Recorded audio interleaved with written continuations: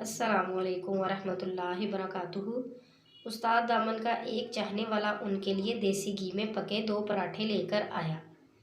उस्ताद दामन ने पराठे एक तरफ रखे और उठकर एक बड़ा सा प्याला लिया जिसमें चीनी डाली।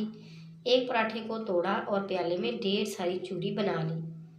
फिर उठे और कमरे के चारों कोनों में वह चूरी ज़मीन पर डाल दी और वापस आकर मेहमान को कहा कि लो एक पराठा मिलकर खाएं।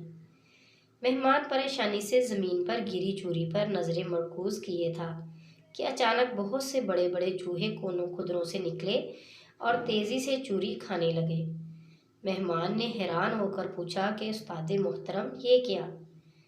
हंसकर जवाब दिया, चूरी है और चूहे खा रहे हैं। इसमें हैरानी की क्या बात है? मेरे कमरे के चारों तरफ देखो, मेरी सारी उम्र की कमाई, मेरा ख़जाना, मेरी किताबें तुम्हें हर तरफ नज़र आएंगी। चूहे खुश जायका चूरी के आदी हैं।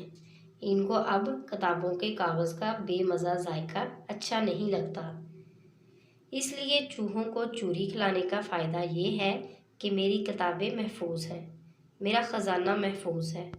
तुम भी अगर अपने किसी भी ख़जाने को महफूज करना चाहते हो तो याद रखो, इर्द गिर्द चूहों का ख्याल रखो, इन्हें चूरी डालते रहो, सदा सुखी रहोगे।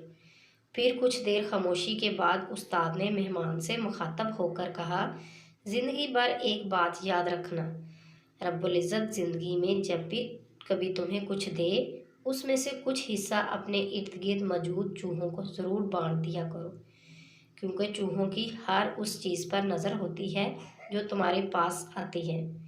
मज़ीद अच्छी सी वीडियोस के लिए हमारे चैनल को सब्सक्राइब करें, लाइक करें और शेयर करें। शुक्रिया।